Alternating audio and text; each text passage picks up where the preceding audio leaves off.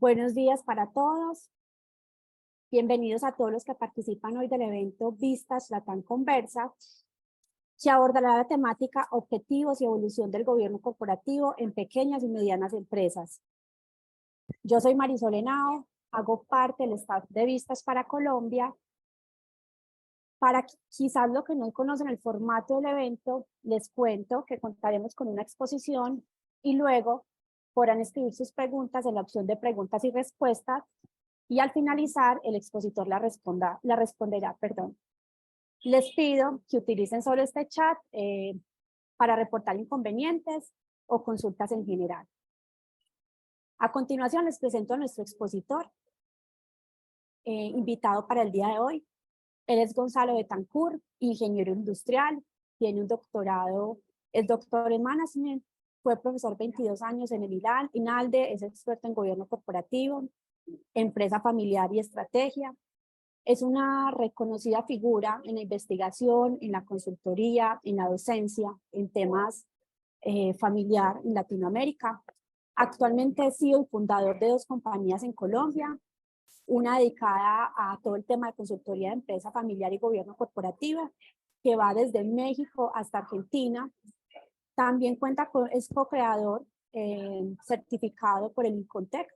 Ha escrito 7 libros, el último, Gobierno Corporativo a la medida de tu empresa familiar. Ha participado de más de 500 artículos de divulgación en revistas de management. Y algo muy importante es que actualmente también es miembro de uno de nuestros grupos de vistas en Colombia.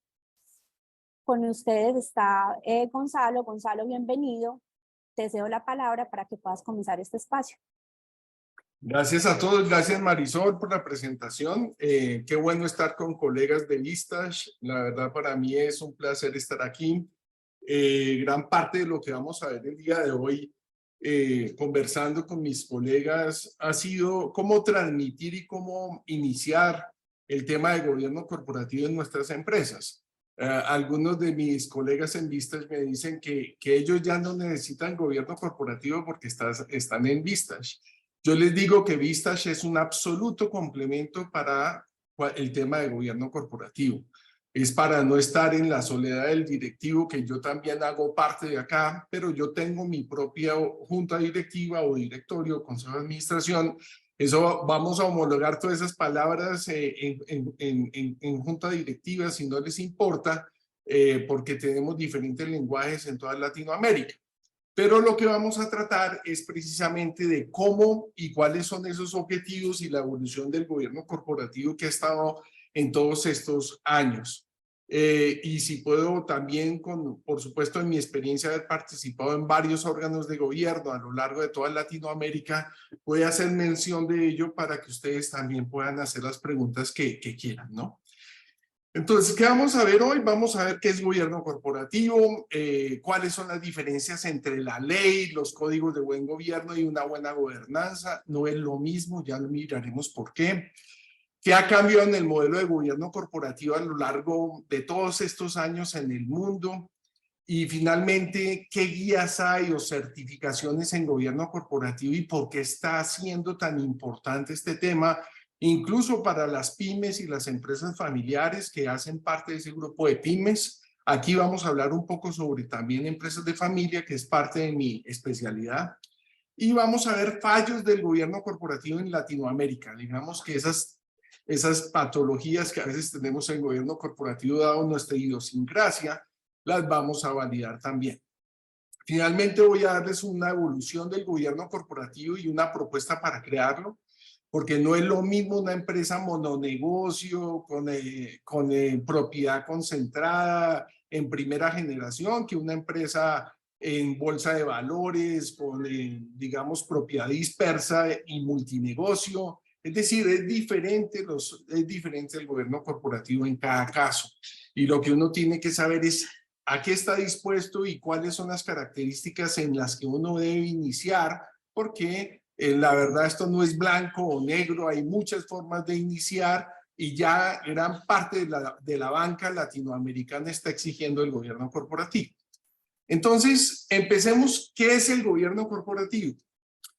Hay muchas definiciones, pero yo he tomado las básicas que son del primer informe que se tuvo en el año 92, que es del Sir Cadbury, que era el dueño de Cadbury Schweppes, que en esa época empezó él diciendo en su informe Cadbury que el gobierno corporativo es el sistema mediante el cual las compañías son dirigidas y controladas. Ambas palabras, dirigidas y controladas.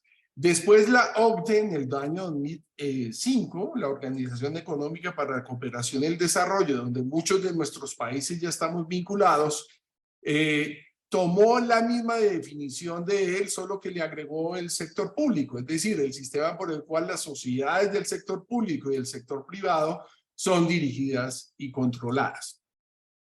De alguna manera, dado la evolución que ha tenido, y esto lo vamos a ver, el mundo sobre los temas sociales y medioambientales, cada vez ustedes van a ver esta sigla ESG en todas partes, y por lo tanto vale la pena que entendamos que esto es Environment, Social and Governance, y que por lo tanto ustedes van a ver casi siempre un director en las grandes compañías sobre este tema, que no es más que es poner atención sobre el tema del gobierno corporativo. Hoy en día estamos definiendo el gobierno corporativo como el conjunto de procesos, políticas y acuerdos para dirigir y controlar a los actores internos de una empresa e involucrar a los actores externos para que la empresa sea sostenible en el tiempo. Esta definición la vamos a ampliar un poco más adelante. ¿Cuáles son las diferencias entre la ley, los códigos de buen gobierno y la buena gobernanza? Yo creo que este slide es el básico con el que nos vamos a referir el día de hoy. Lo primero es el hard law, la ley. No necesariamente la ley es buen gobierno, me explico. Si usted sigue, digamos, la ley y usted siente que al estar aplicando la ley en gobierno corporativo, toda la estructura legal que tiene su firma, está teniendo buena gobernanza, en realidad puede ser todo lo contrario. La verdad es que uno tiene que ir más allá de la ley para tener buen ánimo societario, tener buenas relaciones con sus socios, con su familia, con los empleados. A veces nos lleva que por la prudencia del directivo a crear órganos de gobierno que ni la ley lo tiene contemplado, pero que para uno es fundamental tener ese buen ánimo societario. Por ejemplo, la ley SAS, la de las sociedades anónimas simplificadas en casi toda Latinoamérica, no está exigiendo la constitución de un órgano de gobierno como son las juntas directivas o los directorios o consejos de administración. Sí, porque pues la verdad el espíritu de la ley es la creación de empresa y la formalización, pero si usted es una empresa de segunda generación, pues más te vale tener un directorio, una junta directiva, porque puedes empezar a tener dificultades con tus hermanos por el tema estratégico y es mejor tener independientes alrededor de esa junta directiva, de manera que puedan dejar la emocionalidad afuera y al estar tratando con independientes, pues puedan tener un mejor ánimo societario. Entonces, aunque la ley no lo contempla, es bueno tenerlo. Otros temas de la ley que no ayudan al gobierno corporativo, al buen ánimo societario, es porque nosotros en Latinoamérica copiamos casi que la ley primero francesa, en donde nos colocábamos una asamblea de accionistas al año copiando o emulando las empresas en Francia. Desafortunadamente, las empresas de Francia no se parecen a nuestra infraestructura empresarial en nuestros países. Nuestra infraestructura es mucho más de empresas familiares, más de pymes, y nosotros tomamos esa costumbre, incluso no la hacemos, las asambleas de accionistas anuales, cuando, por ejemplo, una empresa de primera generación o en paso a segunda, el fundador pasa a ser accionista. Si nosotros le decimos que solo hacemos una asamblea al año donde él puede estar comunicado, creo que no le va a gustar. Y por lo tanto, el buen ánimo societario me estaría diciendo a mí, oye, por lo menos haz unas 3 asambleas al año con tus socios, dependiendo del tipo de socios que tú tengas, vas a poder entender mejor cuál es ese mecanismo que permite a los socios sentirse partícipes y no alejados de la propiedad. Entonces, no necesariamente, por ejemplo, la ley, otro de la ley que me gustaría comentar es que no exige, por ejemplo, la ley SAS, dependiendo de un tamaño X o Y de su compañía, no exige la revisoría fiscal o los auditores externos. Pero si usted está en una sociedad con socios diferentes, con socios que no son de su núcleo, incluso de su núcleo familiar, puede tener sentido tener revisor fiscal aunque no estés obligado. Entonces, tener mucho cuidado con la ley. La ley hay que cumplirla, sin embargo, para la buena gobernanza es necesario ir más allá. Voy a pasar a los códigos de buen gobierno. Todos los países, incluyendo Latinoamérica, en nuestros países, han empezado a generar códigos de buen gobierno porque se unen las cámaras de comercio con las superintendencias o otro tipo de actores como universidades y han creado códigos de buen gobierno para cada país en específico. Esos códigos de buen gobierno obviamente se basan en la ley, pero no necesariamente otra vez los códigos de buen gobierno significa que si tú los sigues vas a tener buen ánimo societario. Otro ejemplo tradicional de esto, los códigos de buen gobierno sugieren, por ejemplo, que en las juntas directivas tengamos un comité de auditoría. Es sugerencia porque en algunos países el comité de auditoría solamente es exigible en las bolsas de valores de nuestros países. No obstante, yo siempre digo, si usted está en una junta directiva y eres responsable por actos de acción o omisión, más te vale tener una comité de auditoría para revisar los riesgos de la organización. Y por lo tanto, eso que debería ser, digamos, ese código, solo el comité de auditoría, yo siempre lo recomiendo. Pero, por ejemplo, el código de buen gobierno no establece de manera perentoria un comité de remuneración y evaluación para establecer la compensación de la alta dirección, bonificaciones y demás de los altos ejecutivos y la evaluación de los altos ejecutivos. En mi criterio, ese comité es fundamental y más en empresas de familia donde yo tengo conflicto de intereses al evaluar a mis hijos o a mi primo o a mi tío, donde yo le dejo al comité de remuneración y evaluación esa independencia en la evaluación, en la contratación o en el despido de familiares, que es lo que nos ha dicho la prudencia. No tomes decisiones sobre tu gente, para eso están los independientes. Tú como CEO de tu compañía haces tu evaluación y si quieres despedir a alguien, pues evidentemente lo tienes que llevar al comité de evaluación y más si es de tu familia. Entonces, esos códigos no necesariamente incluyen todo lo que ustedes necesitan para un buen ánimo societario. Finalmente, el governance es un tema muy importante. Yo quiero explicarles esto para que no nos llevamos a malentendidos. La investigación que hemos hecho de gobierno corporativo, nosotros la hemos hecho desde el área de management, no desde el área legal, no desde otro tipo digamos, de ciencias que nos ayudan en el manejo de nuestras empresas. Entonces, muy probablemente las investigaciones en gobierno corporativo que hacemos la gente de management no se parece a lo que hacen los abogados. Voy a poner un ejemplo típico de esto.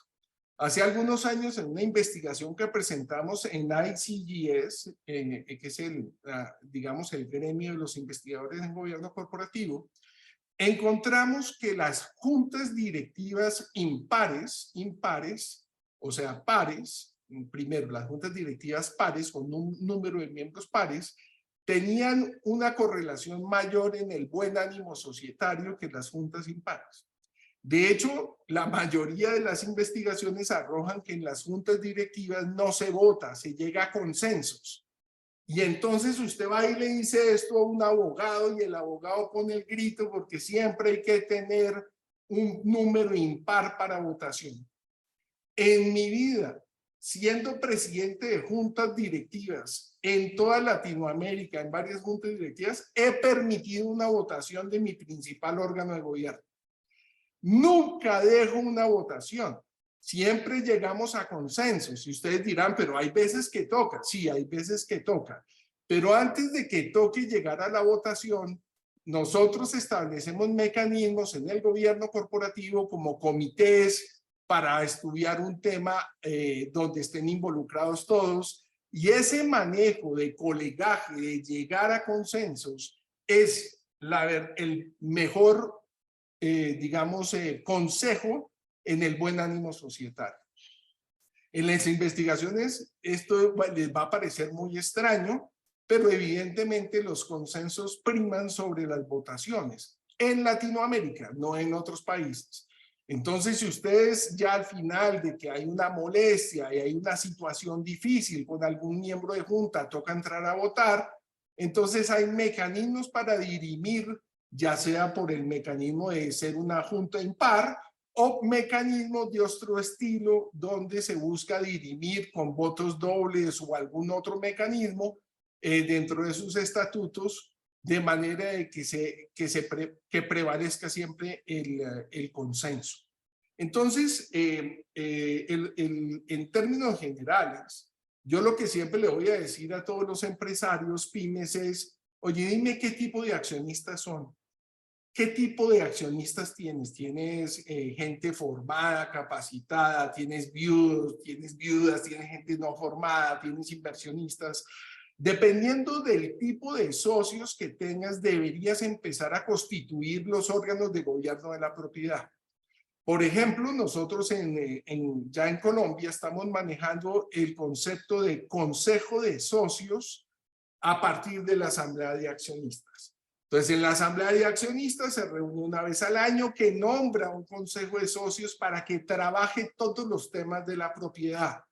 Por ejemplo, valoración de la empresa, transacción de acciones, mecanismos, digamos, todos los mecanismos de recompra o temas tributarios de los socios se manejan a nivel, la búsqueda de miembros de junta directiva, la nominación de esos miembros, las entrevistas de esos miembros se hacen a través del consejo de socios que se reúne 4 veces al año o 5 veces al año, pero esas tareas no se le delegan a la administración ni a las juntas directivas porque les estás haciendo perder el tiempo. Supongan que hay un enfrentamiento entre socios, pues que lo resuelvan los socios en su consejo de socios y que a la administración la dejen tranquila haciendo su oficio de hacer el trabajo del día a día y de dirigir una organización que ya no es fácil para que ahora le pongamos los problemas de los socios.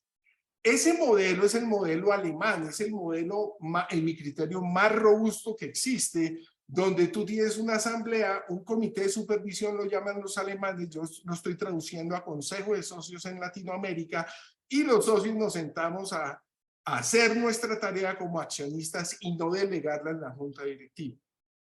Ahora, si tú te sientas en el consejo de socios, no te puedes sentar en la junta directiva. Si te sientas en la junta directiva, no te puedes sentar en el consejo de socios. Al igual de que si tú estás en la administración, no puedes ser parte de la junta directiva. Y si estás en la junta directiva, no puedes ser parte de la administración. Este principio que acabo de decir le cuesta mucho a las empresas familiares y las pymes en general, porque si tú eres el gerente, pues tú quieres ser gerente y dueño, pues también quieres estar en la junta y quieres estar en todas partes. Y el gobierno corporativo es para dividir y diluir el poder en diferentes actores, de manera que uno mismo blinde la compañía hasta de uno mismo. Yo no pertenezco a mi junta directiva en mis 2 compañías. Tengo miembros independientes internacionales y aunque yo soy el dueño principal y CEO de la compañía, no soy miembro de mi junta directiva. Estas ideas se van generando y uno va entendiendo que es la verdadera magia es separar los roles. Y es la forma de separación de estos roles, de la diferencia entre la dirección del gobierno y la propiedad.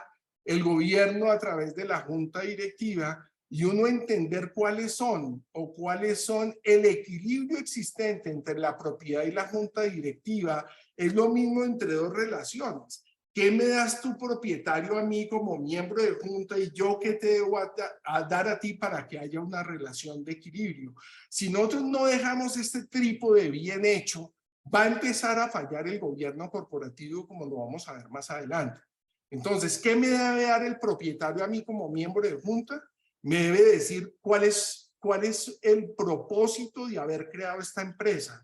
¿Cuáles son los valores de la familia empresaria o los valores de los accionistas que quieren que se viva en la organización? ¿Cuál es la rentabilidad mínima esperada que está esperando el accionista y el dividendo por acción que está esperando? ¿En qué negocios no le gustaría que la firma entrara por temas reputacionales? Cuando un propietario me da todo eso a mi miembro de junta directiva, yo ya puedo ejercer las funciones de la junta. Y la junta tiene la principal función, es la estrategia de la organización. ¿Hacia dónde va la organización para cumplir con el propósito de los accionistas? Y nosotros en la junta somos los responsables de la estrategia. No es el CEO. El CEO sube la estrategia, sube alternativas estratégicas, pero la junta es la responsable directa de lo que sucede en la organización. En estrategia, en estructura de responsabilidades en las pymes es fundamental. Muchos CEOs no están de acuerdo con lo que voy a decir, pero gran parte de la experiencia que hemos tenido en Latinoamérica es que si usted como miembro de junta no ve la estructura organizativa que se parezca a la estrategia que usted está colocando, pues mucha de esa estrategia no funciona precisamente porque colocamos familiares en la estructura o nos inventamos cargos para los miembros de la familia o otros accionistas, así no sea una empresa familiar, tienen puestos en la administración y eso tiene que pasar por junta, la estrategia, la estructura, los sistemas de compensación y evaluación de la alta dirección, los temas legales y tributarios, y digo la palabra tributarios porque en Latinoamérica pues existe una tendencia natural a una planeación tributaria que no la pasamos por junta, siendo los miembros de junta responsables por acción o omisión de todo lo que sucede en una empresa. Finalmente, si el gobierno quiere tener una buena relación con la dirección, con su CEO y sus ejecutivos, pues tienen que haber también una relación de dar y recibir.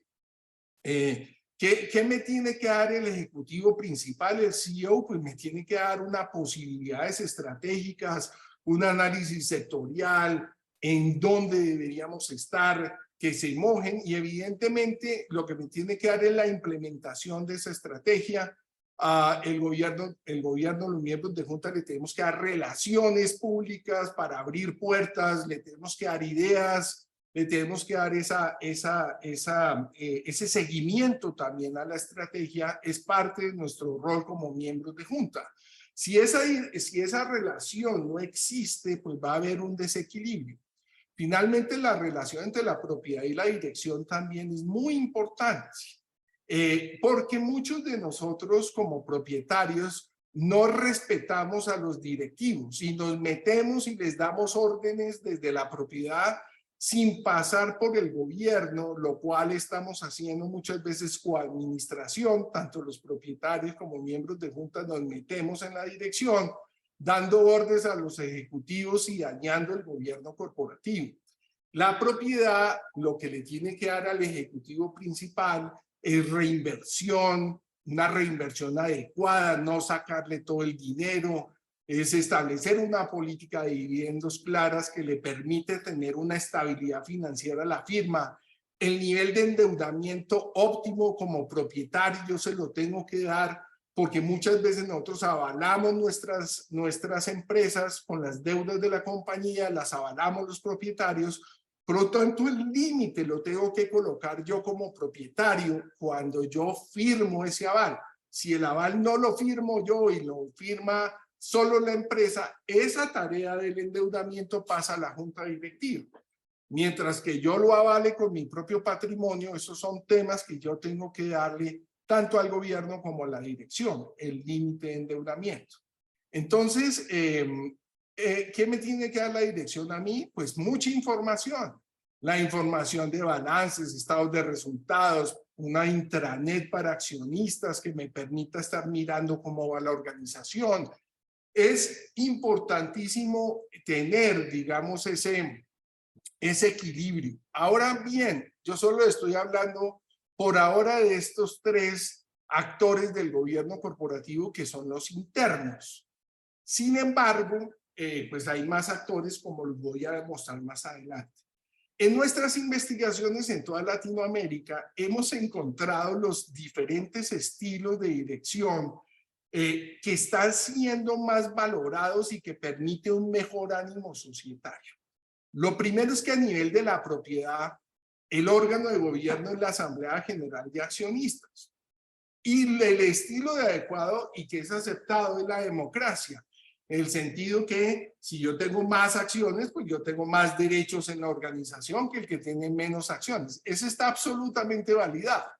El problema que existe en Latinoamérica son dos tipos de dictaduras. La dictadura de las minorías que existe cuando los accionistas minoritarios, por ejemplo, tienen más acciones y que con esas acciones, más por ejemplo del 25% en muchos países, pueden frenar la organización, pueden no dejar entregar dividendos o pueden colocar problemas en la organización.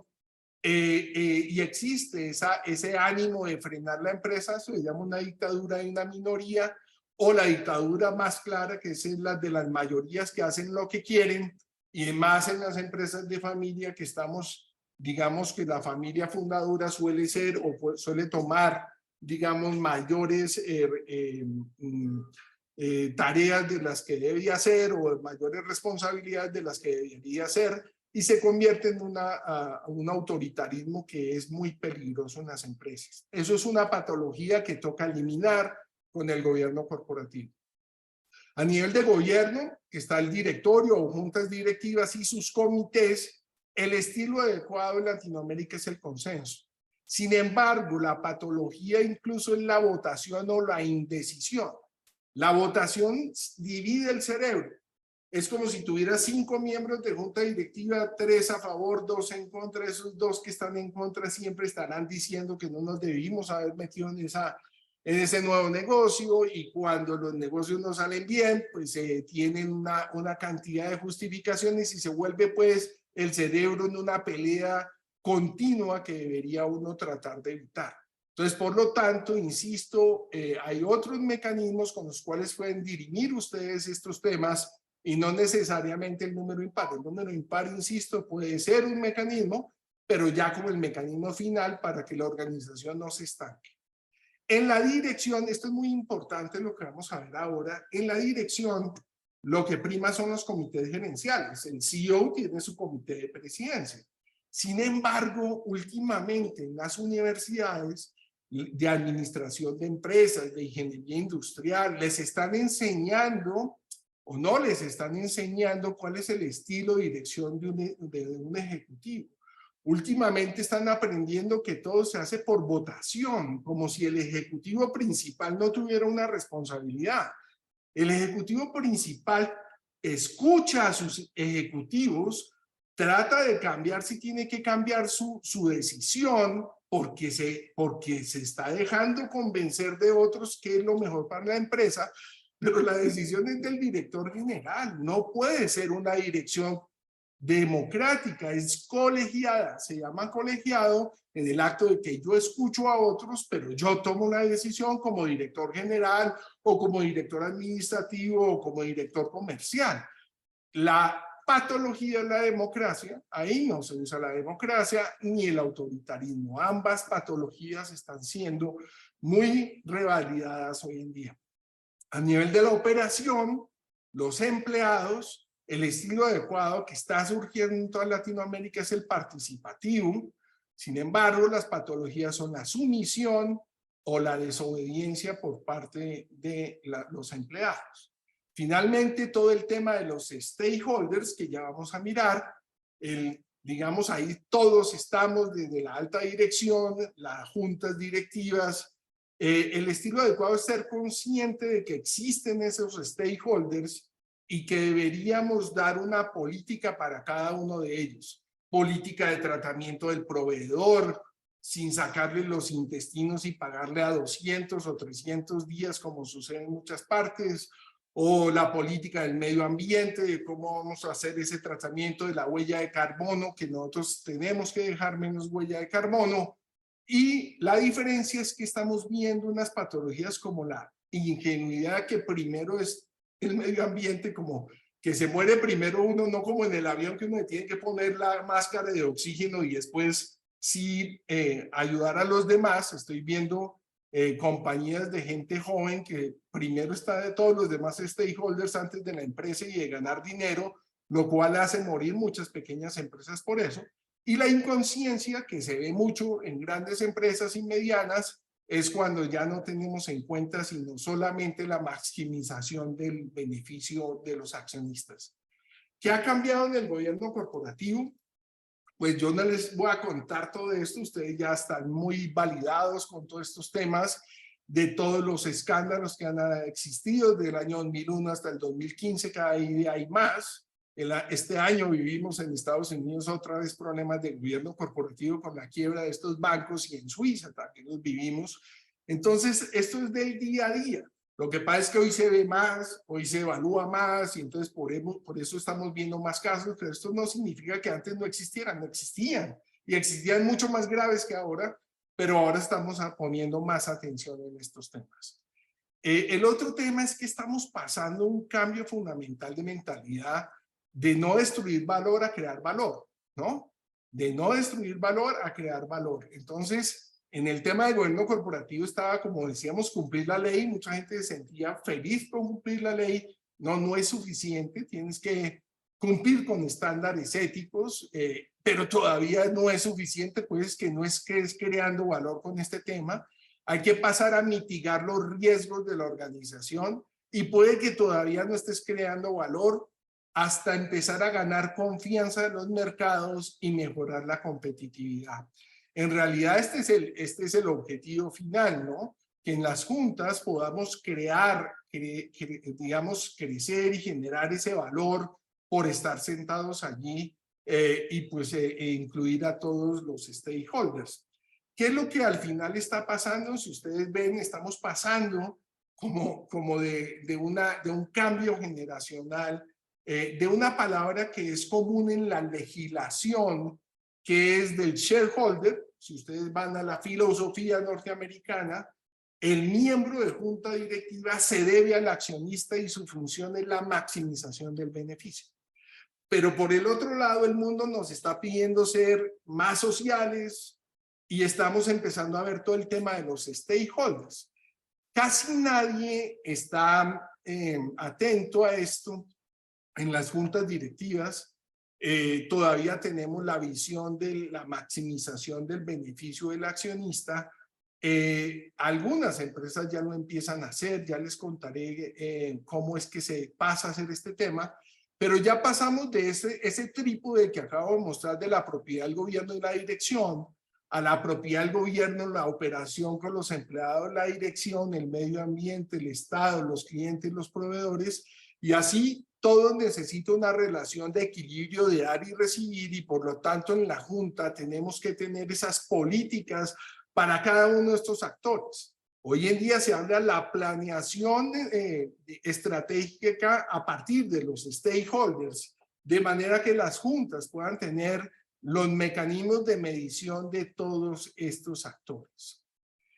Además, nos tenemos que pegar a todos estos objetivos de desarrollo sostenible que nos ha dado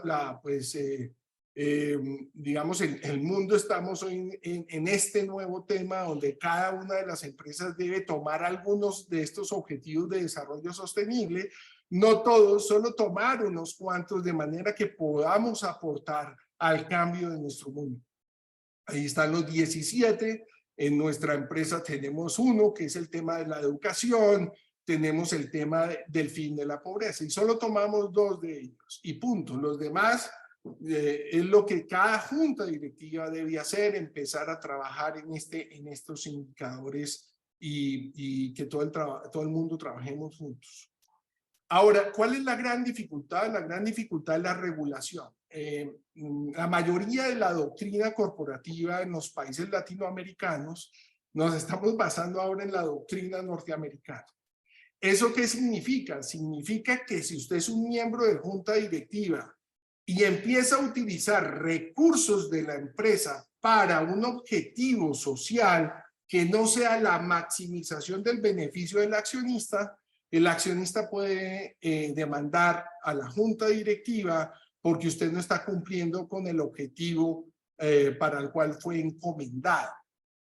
Hoy existen ya jurisdicción en muchos países donde hemos sido demandados miembros de junta por dar dinero a la Cruz Roja o a alguna institución debido a que estamos, como les digo, utilizando una legislación que no conocemos muchos miembros de junta y que hoy en día, ¿qué ha hecho los países para poder hacer este tipo de temas? Crear las sociedades BIC o B Corporation, donde usted tiene más objetivos que solo el económico, pero se tiene que volver una sociedad BIC o B Corporation de manera que su organización pueda entrar en otro tipo de objetivos más allá de la maximización del beneficio.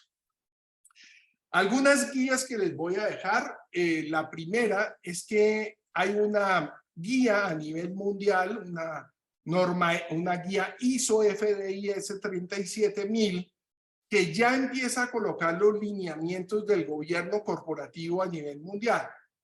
Esa guía del buen gobierno busca 3 resultados: desempeño eficiente de las empresas, supervisión responsable por parte de la junta y comportamiento ético de toda la organización. Hoy en día, solo les voy a colocar el gráfico. Aquí en esta presentación hay unas slides ocultos que ustedes pueden mirar la definición de cada uno de estos términos. No lo voy a hacer ahora, pero existe ya una guía para todo el mundo. ¿Qué hicimos en Colombia? Tomamos esa guía en ICONTEC, el Instituto Colombiano de Normas Técnicas Colombianas, la bajamos a una certificación y hoy en día tenemos certificación para las compañías, todo tipo de compañías, pymes, empresas familiares, compañías de bolsa, compañías del sector público, que se quieran, digamos, certificar, de manera que esa certificación les ayuda a reducir el riesgo frente a otros actores como inversionistas, como los bancos, y al reducir el riesgo, pues esto va acompañado con reducción de tasas de interés en todo el mundo. Por lo tanto, yo no sé si a ustedes ya les ha pasado que les empiezan a pedir su gobierno corporativo, muchos bancos, o si no, no les prestan dinero. Si uno se adelanta y les dice que uno tiene buen gobierno corporativo, puede incluso pedir menores tasas de interés en la mayoría de bancos de Latinoamérica. Ahora voy rápidamente a los fallos, me quedan unos minutos, voy a mostrar los fallos que hemos encontrado. En Latinoamérica, el principal fallo es que el equilibrio de este ecosistema dentro de su empresa pues no existe porque el propietario se mete en todas partes. Entonces el propietario se mete en la operación, él es el que manda, no tiene en cuenta a su junta directiva ni a sus ejecutivos principales. Alguna vez me pasó en Ecuador que 2 socios, uno de ellos era el CEO y el otro era un accionista que se metió en la planta, cambió la instrucción de producción del día, subió donde su hermano, le dijo que le había arreglado un problema y los ejecutivos de la empresa le hacen caso al dueño y no al ejecutivo, lo cual ocasionó un problema en la Madonna de separación de esos 2 hermanos en Ecuador. Los propietarios muchas veces no nos enseñan, no sabemos ser buen propietario. Yo siempre le digo a los empresarios, ¿usted de qué es dueño en la empresa? ¿De qué es propietario en su empresa? Y no me saben contestar. Yo siempre, usted es propietario de unas acciones, usted no es el dueño de la caja, ni el dueño del activo, esos activos son de la empresa. Usted no puede tomar el dinero de la caja ni llevarse el apartamento que tienen en Punta del Este para tomarlo usted para su disfrute, ¿no? Esos activos son de la empresa. Cuando usted no sabe ser propietario, es uno de los principales fallos del gobierno corporativo en toda Latinoamérica. Nosotros como empresarios queremos que nuestros empleados nos digan sí a todo, yes men, ¿no? Se vuelven yes men todo el mundo. Y es el principal problema y la principal enfermedad que debemos curar a toda Latinoamérica, que es esa enfermedad del dueño, ¿no? El dueño, esa palabra no es la adecuada, es propietario o accionista. Esas son las palabras que deberíamos meterle en la cabeza a las siguientes generaciones. No puedes dar órdenes si no tienes un trabajo ejecutivo en esta empresa. El otro problema es cuando al revés, se convierte la junta directiva en el poder de todo por encima de la dirección. Y entonces los miembros de junta se meten en la empresa a hacer coadministración. Y entonces ya no hacen juntas mensuales o bimestrales, sino quincenales o semanales, donde se meten en todo y hacen todo sin dejar a la dirección su espacio. El otro problema es la dirección. Cuando la dirección se convierte pues en el rey, en donde desconoce propietarios y miembros de junta directiva, también muy común en Latinoamérica, se nos convierten en pequeños reyesuelos que no se les puede decir nada y tienen un ego que no creen en nadie por el éxito empresarial. La operación, ya estamos empezando a ver que en algunos países más de corte de izquierda, los empleados empiezan a ser los que mandan por encima de todos los actores, colocando en riesgo todas las organizaciones. Y finalmente es verdad que también estamos viendo que hay algunas empresas que se están centrando más en el stakeholder que en la propia organización, llevando a la quiebra muchas empresas. Aquí en Colombia vimos una empresa que se dedicaba al sector energético de hacer, digamos, temas con energía solar y hubo un problema en un pueblo y esta empresa se fue a montarles energía, pero no tenían, sacaron todo el inventario y lo pusieron allá, de verdad, y se quebró la empresa. No, parece que estos son tonterías, pero hay muchas personas que están no entendiendo que una empresa tiene que ser el equilibrio de todos los stakeholders, sino que hay una supremacía de unos sobre otros. Esto no es la lógica empresarial, es el ecosistema completo el que tiene que estar en equilibrio. Entonces, para finalizar estos 5 minutos, a partir del libro que hace un tiempo escribimos de gobierno corporativo a la medida de la empresa familiar, hemos reconocido que este sistema de empresa, familia y propiedad empieza a tener mucha complejidad cuando usted está en segunda generación, en tercera, y por lo tanto en la medida que aumente la complejidad, usted tiene que colocar órganos de gobierno que maneje esa complejidad. Los órganos de gobierno per se no son burocracia, son para manejar la complejidad. Me explico, si usted tiene una propiedad donde tiene muchos accionistas, no solo de familia, sino otro tipo de accionistas, inversionistas, pues debería ser asambleas de accionistas. De pronto debería tener un consejo de socios. A nivel que la familia se empieza a ampliar en tercera, cuarta generación, pues la familia debería tener una asamblea familiar, un consejo de familia para mantener la unidad y compromiso de esos familiares con sus empresas.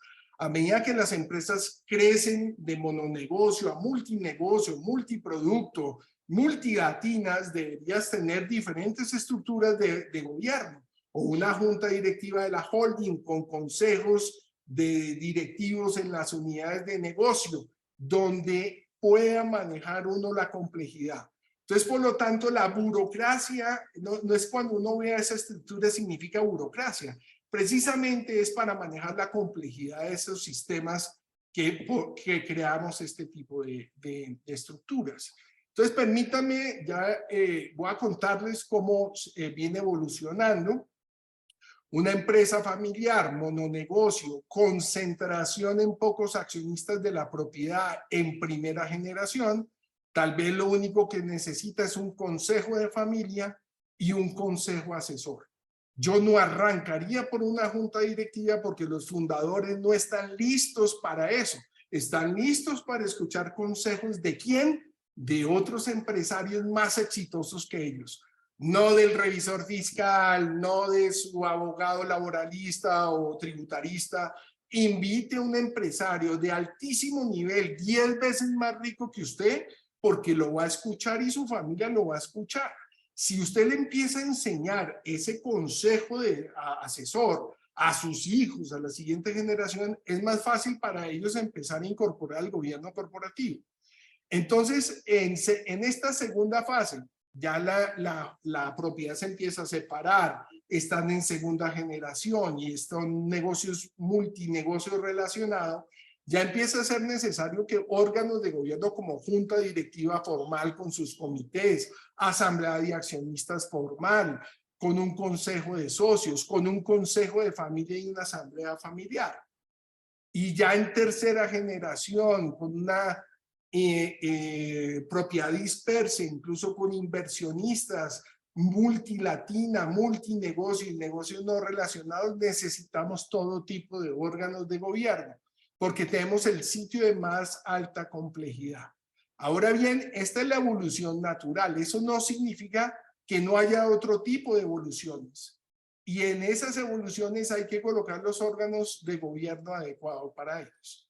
En últimas, se va a ver algo como así en esas generaciones ya, cuando hay altísima complejidad, una asamblea de accionistas con un consejo de socios, con un comité de auditoría, un comité de búsqueda de miembros de junta, comités ad hoc que quieran los consejos de socios, con un directorio, con un comité de remuneración y evaluación, un comité de auditoría interna o de riesgos, comité de planeación estratégica y pare de contar lo que necesiten ellos, y una asamblea familiar con un consejo de familia con sus comités para mantener la unidad y armonía familiar. Miren que la familia no la estamos metiendo en temas de la propiedad. Por lo tanto, los familiares políticos pueden estar en este consejo de familia porque no lo estamos mezclando con la propiedad, que es lo que pasa en muchos países anglosajones. Bueno, ya con esto finalizo, son 46 minutos desde que iniciamos y entonces me gustaría entrar a responder sus preguntas. ¿Algún comentario hasta acá, Marisol, Flor? O entro a ver las preguntas y empezar a contestarlas. Dice Patricio, ¿podrían por favor luego enviar la presentación? Claro que sí, esta presentación, como les digo, va a estar en PDF y en PDF vamos incluso a entregar más, una presentación mayor, porque ahí les coloco la norma ISO 37000. En caso de una empresa donde los socios somos dos personas que no somos familiares y tampoco tenemos familiares dentro de la estructura, ¿en qué momento o hito de la empresa sugiere empezar a separar la propiedad de la dirección? Muy buena pregunta. Digamos que hoy los familiares no están donde la estructura porque están ustedes dos. Sin embargo, siempre uno tiene que pensar qué pasa si yo muero. ¿Qué pasa si a mí me pasa algo? ¿Mi socio va a estar cómodo teniendo a mi pareja o a mis hijos en los órganos de gobierno? Esta es una conversación que hay que tener con el socio antes de que aparezca la situación. Mi experiencia es que los socios no hablan nunca de esto. Y entonces cuando ocurre un evento, llega la esposa o la pareja o el parejo, ¿no? Al órgano de gobierno principal a tomar decisiones sobre una empresa donde uno no había hecho o no quería este tipo de relación. Entonces, cuando uno está a tempranas edades, toca hacer un pacto de socios, un acuerdo de socios de qué pasaría en esos momentos de situaciones difíciles, de cómo queremos gobernarnos. Así como yo les digo, yo tengo más socios, nosotros tenemos un fideicomiso, una fundación de interés privado, cada uno de nosotros, que llega a la compañía holding, y en la compañía holding tenemos determinados los perfiles de las personas que se sientan en el órgano de gobierno si no estamos nosotros, a las mejores competencias. Si es familiar, tratamos de evitar el tema que sea familiar, pero si tiene las habilidades y competencias y la prudencia, pues preferimos el familiar, ¿no? Entonces, en ese sentido, pues es un poco la recomendación. Existe un tamaño de empresa, facturación desde la cual se recomienda. Sí, una cosa muy importante, no existe tamaño de organización. Déjenme, yo les explico esto. Hace algunos años me invitaron a una compañía, a un gremio que se llama COPI, de pequeñas y medianas empresas. La mayoría son muy pequeñas. Entonces yo le dije que son la tienda de la esquina, por decirlo así. Yo siempre le digo a la gente, usted quiere una junta directiva para pedir el consejo de la junta directiva. Búsquese un amigo que tenga 3 tiendas más que usted, 5 tiendas más que usted y pídale consejo. Usted no necesita ni siquiera, de verdad que el pago por esto en Latinoamérica es ridículo. Latinoamérica es la parte del mundo donde cobramos menos por juntas directivas. Entonces es absolutamente fundamental buscar a alguien para pedir consejo. Un amigo tuyo de Vistage se puede estar en la junta con otra persona y estar dedicados a tus temas mensualmente y seguro que va a salir muy barato. No es un tema económico, es un tema de mentalidad, de querer compartir tus temas y llevar esa junta directiva para que las siguientes generaciones aprendan también de ello. En una primera generación, ¿cómo podría organizarse la compañía si la segunda generación se está incorporando y solo hay un accionista? ¿Y las 3 personas forman parte de la dirección? Sí, muy buena pregunta, Luciana. Mira, yo lo que creo es que uno tiene que prever la sucesión con mucho tiempo de anticipación, ojalá con 10 años de anticipación. Y muy probablemente, si tú quieres que la compañía finalmente termine esos 3 directivos, pues vas a tener que colocar una política de transacción de acciones o de generación o ganarse acciones por desempeño. Se llama Stock Option Underperformance. Si tú le ayudas a empezar a organizar de que le vas a ir entregando acciones a medida que vayan, o la opción de comprar acciones en la medida que ellos van cumpliendo con los objetivos de crecimiento y de valoración de la empresa, tarde o temprano esa empresa la vas a poder vender. Es como yo lo estoy haciendo. Yo a todos mis ejecutivos les doy opción sobre acciones y tarde o temprano me van a terminar comprando la compañía en los mismos internos, cuando es una empresa que no es familiar. Si es familiar, si es una empresa familiar, pues acá hay un tema que es diferente a los anglosajones, que nosotros queremos que nuestros hijos tengan la empresa, pues vas a tener que colocar las condiciones en las que ellos puedan recibir la empresa. Entonces eso dependerá del tipo de organización, si es familiar o no. Ahora Enrique me pregunta qué recomendación le daría a una empresa pequeña y joven como primer paso hacia un gobierno corporativo. Mira, Enrique, lo que he dicho, un consejo asesor. De esa manera vas a aprender, pero trata ese consejo asesor como si fuera tu junta directiva. Es decir, con el respeto y llevarle las decisiones y empezar a trabajarlo como si fuera una junta directiva, con las mismas prácticas de junta directiva. Eso ayuda mucho, yo lo inicié así, hoy en día tengo una junta directiva formal con una persona de Estados Unidos y con otro de Holanda, que como les digo, yo no soy miembro de mi junta, y soy el dueño del 70% de la compañía. Entonces, de alguna manera, yo mismo estoy fomentando que mis hijos vean que yo pido el consejo de otros y que tengo siempre alguien a quien responderle. Siempre tengo un jefe. Y en mi estructura legal, en la de la propiedad, yo tengo una fundación de interés privado donde mis hijos no los volví dueños, porque esa palabra es terrible, sino beneficiarios, y ellos son beneficiarios de unas propiedades que no las pueden separar, sino que tienen que preservar el patrimonio y ganar los beneficios, y hay que formarlos como buenos propietarios que cuiden la propiedad. Entonces hay muchos sitios donde tú puedes desde ahora o crear ese consejo y hacer estructuras legales donde no, ese tema en Latinoamérica donde son herederos forzosos, incluso no hay un prenuptial agreement de sus hijos, pues toca hacer algo para cuidar esa propiedad donde se puede hacer. ¿Qué quiero decir con eso?